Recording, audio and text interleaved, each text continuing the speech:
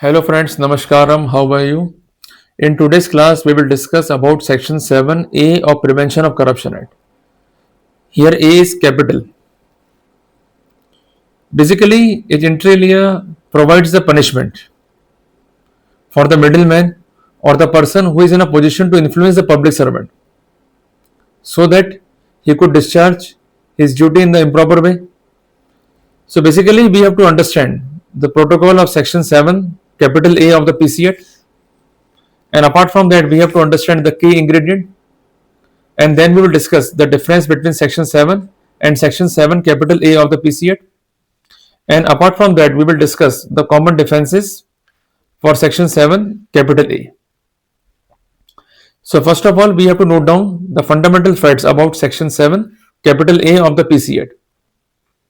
Section 7 capital A of the Prevention of Corruption Act inter alia provide punishment for the act of taking undue advantage as a motive or reward to induce or influence the public servant. So critically, the section applies to anyone. It does not matter the person taking the money is a public servant or the private person. It targets those who act as a bridge for corruption. Now we will understand the key ingredients regarding section 7 capital A of Prevention of Corruption Act. The prosecution must prove that the person accepts or obtains or attempt to obtain the undue advantage for the public servant. The advantage may be taken by that person for himself or for the public servant. The basic motive behind the same is to induce or influence the public servant so that he could perform his duty improperly or dishonestly. The inducement could be done through corrupt means or illegal means. It includes the exercise of the person's influence over the public servant. Now I am coming on section 7 and section 7A of PCA. I am talking about the basic differences.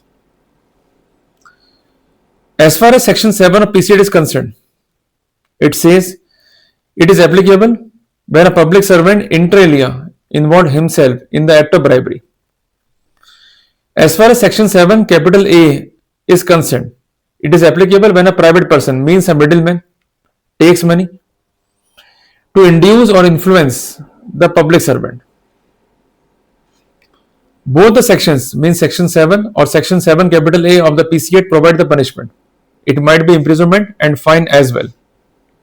Now the important question arises, what are the common defenses to contest the charge as per section 7 capital A of the PCA? If someone is charged as per section 7 capital A of the PCA, the defense usually focus on the lack of influence.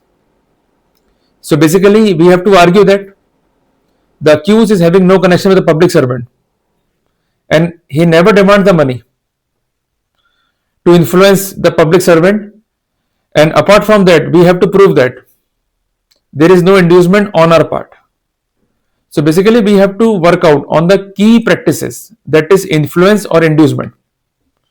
Regarding this we have to work out on the testimony of the complainant and the other witnesses who are direct evidence to the concerned incident. So basically we have to work out on theory of inconsistency, lack of corroboration.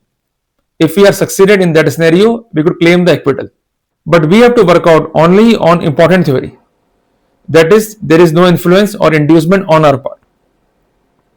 And apart from that, we may show that the concerned person with ulterior motive tried to bribe us so that we could compel the public servant.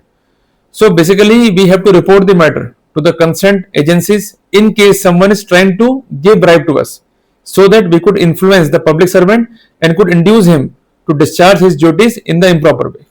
So basically whatever defense is applicable as per section 8 subclause 2 of the PCA could be used in case of section 7 capital A of the PCA. So basically in case of section 7 of PCA, the prime accused is a public servant, while in case of section 7 capital A of PCA, the prime accused is a middleman. He might be a public servant, might be a private person. Basically as far as the section 7 of PCA is concerned, it inter alia provide punishment to take bribe to discharge the duties in the improper way. As far as section 7 capital A of the act is concerned, it provides a punishment to take the bribe to influence the public servant so that he could discharge his duty in the improper way. The basis of section 7 is the abuse of the official position, while the basis of section 7 capital A is to induce the public servant by a third person so that he could discharge his duty in the improper way. Both sections provide the punishment.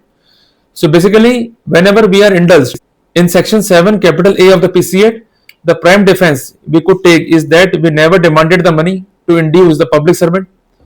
We never induce the public servant. We are having no connection with the public servant, and apart from that, the bribe giver inter alia compelled us so that we could take the bribe, and inter alia we could be implicated in the false case. So basically, we have to work out on that strategy to claim the proper immunity as per law. In addition to this, we have to note down 4 important points to defend the cases of section 7 capital A of the PCA. Number 1, whenever there is a FIR, please read the entire FIR and try to find out your role. If your role is not specific, the facts are totally ambiguous.